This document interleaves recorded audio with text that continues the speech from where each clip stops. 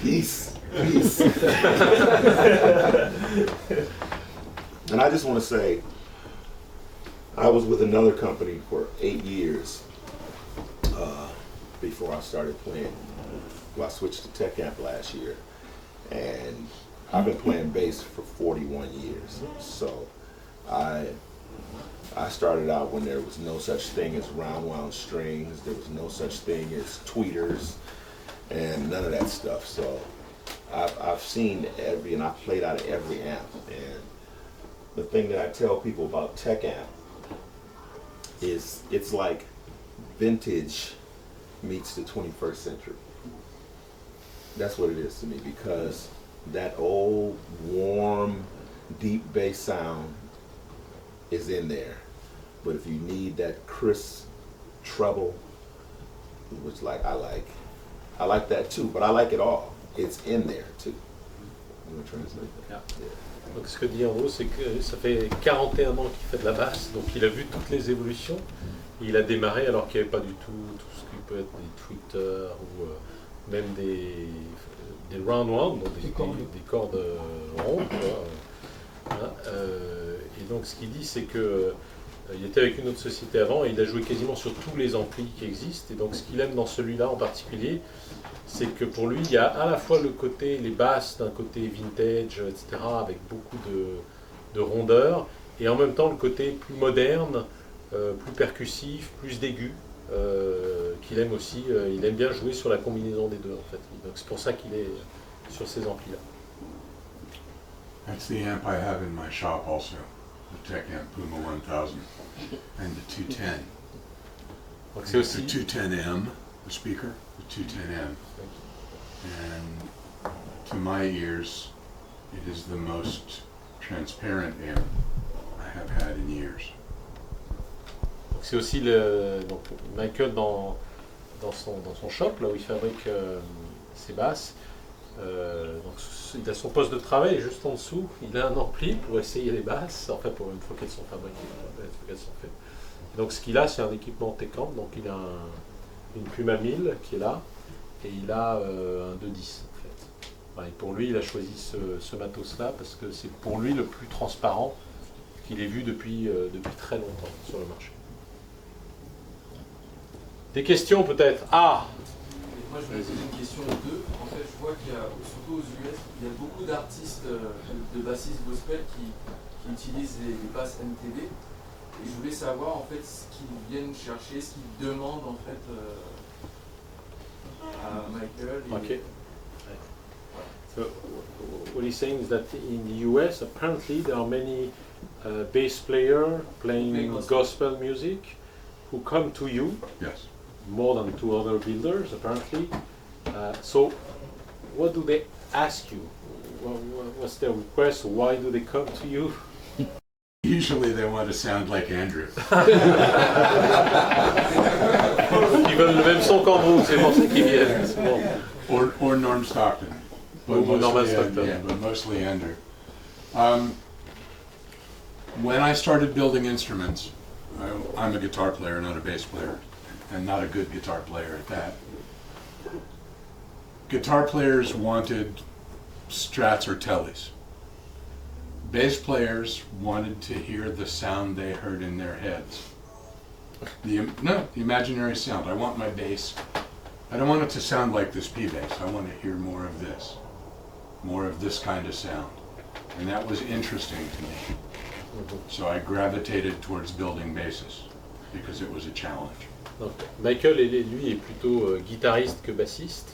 Et ce qu'il dit, c'est que quand il a commencé à fabriquer des instruments, les guitaristes venaient le voir et voulaient avoir le même son qu'une télé Castor ou qu'une Strato. Et donc, il voulait un truc très précis. Alors que quand les bassistes ont commencé à venir le voir, il lui parlait d'un son qu'ils imaginaient dans leur tête. Il ne lui parlait pas d'un son d'un instrument particulier. Et donc c'est pour ça que lui, il s'est plus intéressé à la basse, parce qu'il y avait plus de choses intéressantes à faire de ce côté-là. So when these guys come to talk about bass, I ask them what amp they use, where they play mostly, and what kind of music they play. And by finding out all of their needs, I can try to tailor a bass to their specifications. The majority of it is, I hear Andrew, I want something that works in that setting. But everybody wants something a little different. Donc quand un bassiste vient voir Michael, les questions qu'il lui pose, c'est qu'est-ce que tu utilises comme ampli, où est-ce que tu joues et quel genre de musique tu fais, quel style de musique tu fais. Et à partir de là, il commence à échanger et essayer de construire une basse. Néanmoins, la majorité des gens qui viennent, notamment du gospel, viennent en voulant avoir le même son qu'Andrew. Voilà. Et sans doute aussi parce qu'ils jouent dans le même genre de configuration dans laquelle Andrew joue ou jouait, peut-être.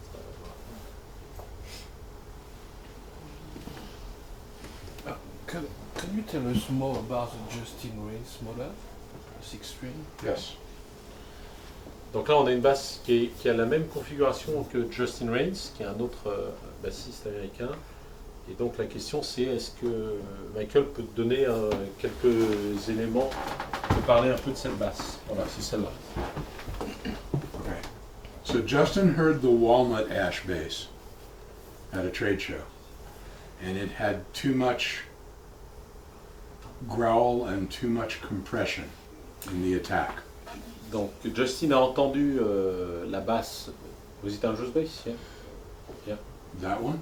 No, the one he heard. The walnut, like the walnut ash. Okay. That one's much more aggressive. Voilà, donc Justin a entendu la walnut ash, donc celle-là, donc avec du frêne et une table en walnut, en noyer. Il a trouvé qu'elle était trop agressive pour lui. Donc il a demandé à Michael de faire quelque chose de moins agressif. So he wanted something that had some of that attack, the same kind of treble, because it's very bright, and a little bit stronger upper mid-range.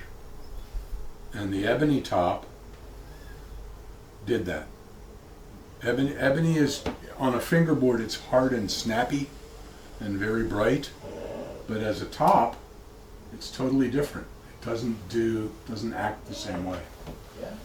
Donc en fait, Justin voulait conserver le côté assez dynamique de la basse. Il la voulait moins agressive. Et visiblement, en mettant de l'ébène sur la table, ça a permis de transformer le caractère de la basse. Et visiblement, l'ébène sur la table n'a pas le même impact que quand il est utilisé en touche, en fait. Plus de médium. Pardon? Il dit qu'il y a plus de médium. Il y a plus de médium. Yeah. Merci. The other strange thing is that a maple fingerboard on an ash neck has much more bottom end than a maple fingerboard on a maple neck.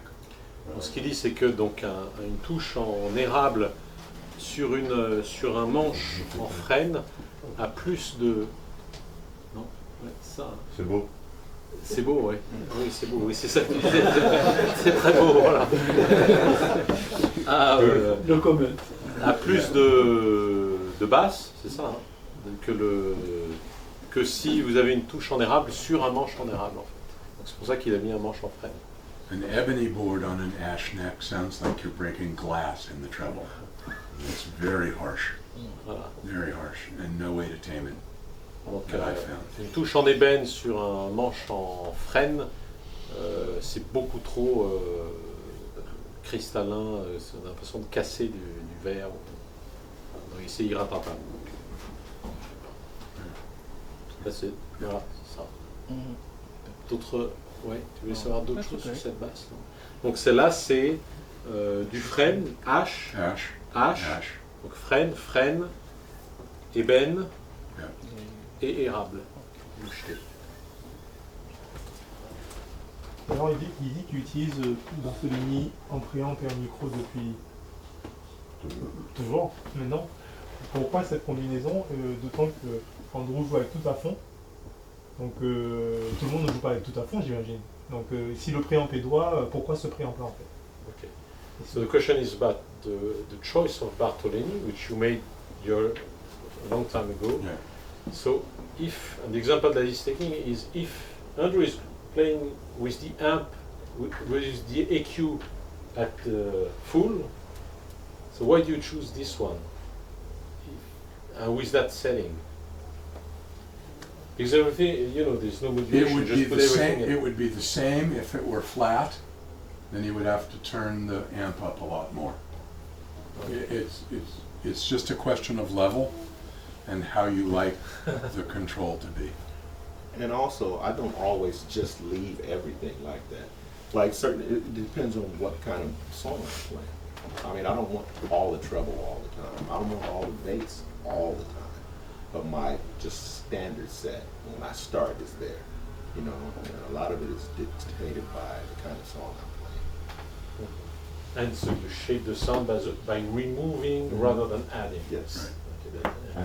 Donc en fait, ce que dit Michael, dans un premier temps, c'est qu'en fait, c'est le fait de tout mettre à fond, c'est une façon d'augmenter le volume sur la basse plutôt que de l'augmenter sur l'ampli. En fait, ce que rajoute Andrew, c'est qu'il ne reste pas dans cette position tout le temps. En fait, selon le morceau qu'il joue, il corrige, mais il corrige en enlevant, il ne corrige pas en rajoutant. En fait. And the thing is, my bass is all the one, and because I haven't, like he said, we've gone through about 15 basses. I haven't always liked every bass that I got from him. There have been some that I sent back because that wasn't the sound I liked. And so we worked together and we came up with this, and this bass sounds great in more settings than any bass that I've ever had. And so you can say that part. Thank you. You're not like him, you know. I know, I just keep talking. Donc ce que dit Andrew, c'est qu'en fait, ça n'a pas été bon du premier coup. En fait, toutes les basses que Michael a faites ne lui ont pas convenu. Il y en a certaines qu'il lui a renvoyées parce que ça ne lui convenait pas. Et donc ils ont fini par aboutir à cette combinaison-là. Et ce que Andrew aime dans cette combinaison-là, c'est qu'elle est assez adaptable. Elle s'adapte à pas mal de configurations différentes en termes et de sons différents qu'il peut avoir envie de faire ou besoin de faire. Donc la question c'était pourquoi cette combinaison micro et préamp Bartolini, qu'est-ce qui lui plaît dans ça en fait? So what is it that you like in the Bartolini? Preamp and pickup. Well, the pickups are low impedance and they have to have that preamp to work right. It's a proprietary design that they don't sell to anyone else. And it's stuff that Bartolini and I worked out over a 5-year period 20 years ago. Donc en fait, les deux vont ensemble parce qu'en fait, il y a tellement un niveau de sortie faible sur les micros qu'en fait, il faut ce préampli-là pour remonter le niveau. Voilà, donc les deux sont combinés et en fait, ils ont co-développé ce système ensemble et ça a mis 5 ans. And when was that? 1993, 94, En 95. 93, 94, donc il y a plus de 20 ans. Because this is not the Tobias circuit. It's different. Sound, it's a great rock and roll sound. But it doesn't have a lot of dynamic range. Right. It doesn't have a lot of lows or a lot of highs, or you can't do anything with it. It's there. And this is the opposite. It's like a Ken Smith bass. When you hear Ken Smith, I don't care what music it is, you can go, that's a Ken Smith bass. Yeah.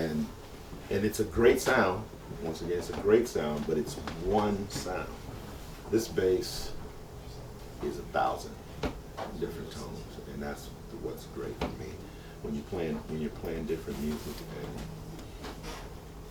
you become conscious of how your tone relates to everything else that's going on, which is what a lot of people don't do, and that's what makes this bass so great. Donc, ce que dit Andrew, c'est que un des intérêts de cette basse, c'est aussi d'amener le bassiste à, comme il peut faire plein de sons différents, d'être beaucoup plus au contact des autres musiciens pour arriver à trouver le son qui va bien dans cette configuration-là. Et la basse permet de faire des sons très différents et du coup de s'adapter. Et il trouve très intéressant, lui, justement, de faire ce travail en tant que musicien, de s'adapter à la configuration dans laquelle il se trouve et de régler sa basse pour trouver le son dans cette configuration-là. Missing what? Tu parlais de EMG et du fait que ce sont des sons très Voilà. précis. Et donc, Donc ce que dit Michael, c'est qu'en fait son micro est un micro qui a une palette de sons très très large, et donc il capte ça dans la basse, qu'il renvoie dans le préamp de façon très neutre, par opposition à la plupart des autres micros, qui ne sont, enfin pas tous, mais qui sont aussi de bons micros, mais qui ont une autre fonction, c'est de calibrer un son et de typer beaucoup plus un son en choisissant des fréquences et en se limitant dans ce choix. Et il citait l'exemple des micros EMG, qui sont de très bons micros, mais qui vont typer le son plus rock, qui auront une palette de choix beaucoup plus faible que ce que lui a choisi d'utiliser pour ses basses. C'est quand même étonnant que dans un milieu où la technologie bouge tout le temps, qu'il ait trouvé ce son-là et qu'il n'ait jamais bougé en fait. C'est ça, parce que ça ne date pas d'hier. So the question is, technology is evolving quickly, and electronics too, etc. So how come that you designed that with Bartolini 20 years ago and you don't change it? It changes all the time, just little small steps. Ok. And I haven't found anything better. It's not that I don't look, I just haven't found it. You play metal, you play hard rock and roll, same electronics in his bass as in this bass.